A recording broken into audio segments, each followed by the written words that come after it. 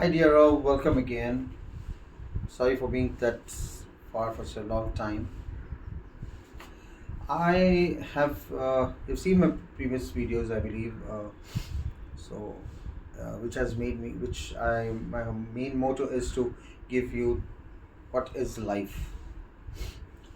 So now I thought that I would rather give you uh, s- small excerpts on how to lead a good life. मेरे पिछले videos में आपने कुछ देखा होगा, मेरी ज़िंदगी के बारे में बहुत कुछ लिख थोड़ी बहुत बातें बोली हैं मैंने, ज़िंदगी कैसी गुजारी जाए। लेकिन अब मैंने ये सोचा है कि आपको मैं ये दूँ कि अच्छी ज़िंदगी, अच्छा जीवन कैसे जिए जाए।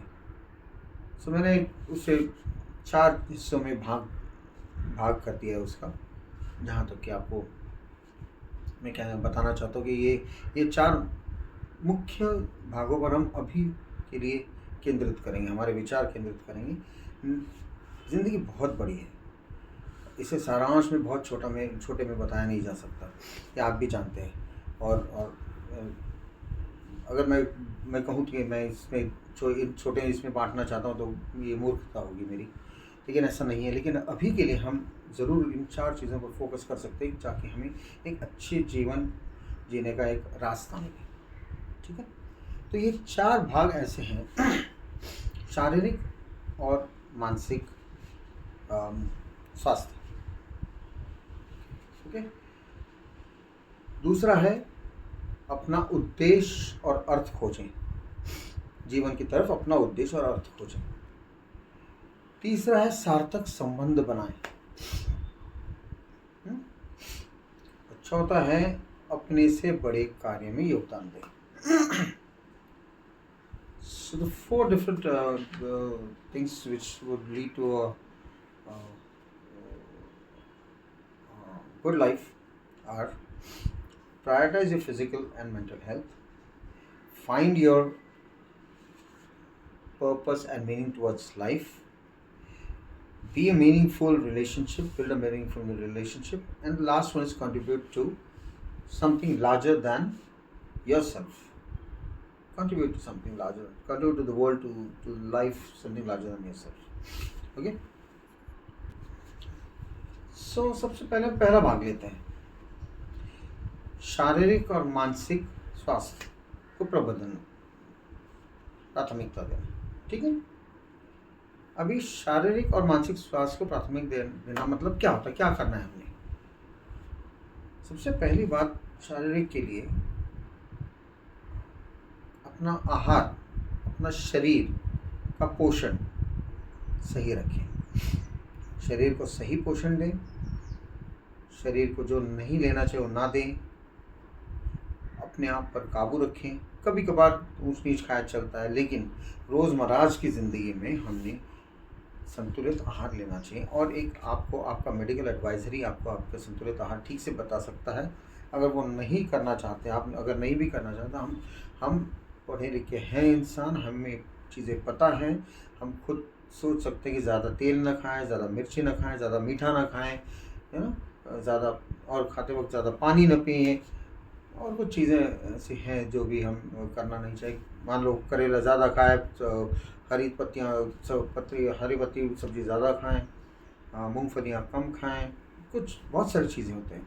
लेकिन किसी किसी को किसी चीज़ की एलर्जी होती है, तो हमें उस सब चीज़ों को नज़र रखते हुए हमें ये करना है कि हमें हमारा आहार अच्छा संतुलित रखना है, ना कि ज़्यादा खाएं, बराबर उतना ही खाएं जितने की शरीर को ज़रूरत है, और हमें उस हिसाब से हमारा मानसिक संतुलन, मानसिक प्राथमिकता कैसे देना है। हमें ये सोचना है कि हमें अच्छा क्या सोचना चाहिए, क्या नहीं सोचना चाहिए, हमें क्या करना चाहिए, है ना। सो ये हम वापस आते हैं इस पर, फिलहाल रखते हैं इसे शारीरिक पर।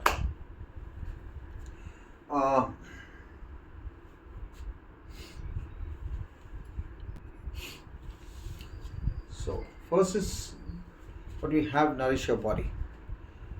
We have to eat a balanced diet, stay hydrated, and get regular exercises. And body needs a lot of things, very little thing, but we eat much more than what we are supposed to eat. We eat other things which is not required for your body. Okay, in sometimes we want to enjoy, we eat something which we really like to eat, which body should not take, and it's fine. But then on regular basis, if you start doing this, it's going to hamper your body, it's going to injurious to your body, your health is going to deteriorate. So you better have a proper balanced diet.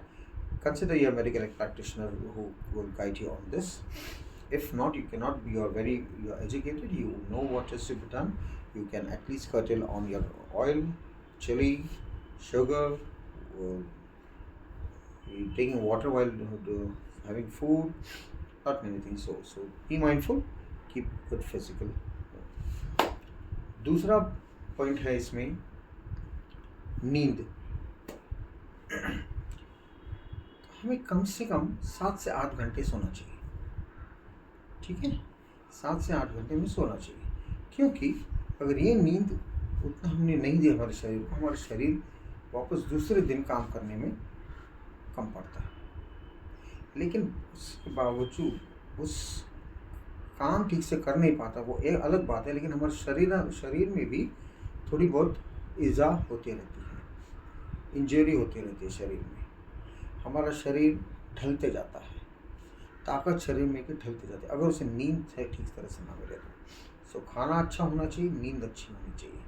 अगर नींद जब हम 7 घंटे लेते हैं तो हमारी तो जो शक्ति जो है उतनी फिर से उभर के आती है, ताकि हम 7 घंटे नींद करके 17 घंटे जगते रहें और उन 17 घंटों में कई काम करते रहें, शारीरिक और मानसिक दोनों, जिससे हमें मदद मिलती है कि हमें अच्छी नींद हुई है.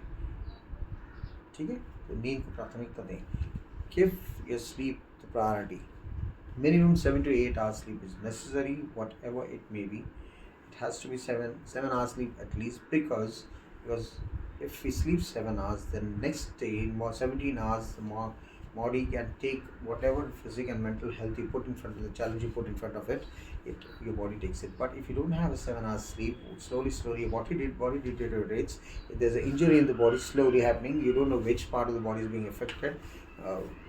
Maybe heart, liver, kidney, stomach, whichever part it gets, or brain itself. You don't know, every body is different body. So make sure that you have a good sleep. So it makes you think better next day, it makes you work better. Your results will be good always when you do so. Now stress, मतलब तनाव का प्रबंधन करना, stress management. तनाव का प्रबंधन आप कैसे करेंगे? ज़िंदगी में बहुत तनाव है, काम बहुत है, घर के डिमांड्स बहुत हैं, बच्चों के लिए चीज़ें लानी है, मुझे भी अपना कुछ देखना है, बीवी कुछ मांगती है, माँ को दवाइयाँ चाहिए, पिताजी की तरफ ध्यान देना है, बहन के शादी का बहुत कुछ चीज़ें ऐसे हैं जिससे हम तनाव कर सकते हैं. लोन्स हैं, इंटरेस्ट है, बहुत कुछ, क्रेडिट कार्ड्स हैं. सो ये सब चीज़ें होती हैं. तो ये तनाव से अगर हमें बचना है तो हमें क्या करना चाहिए?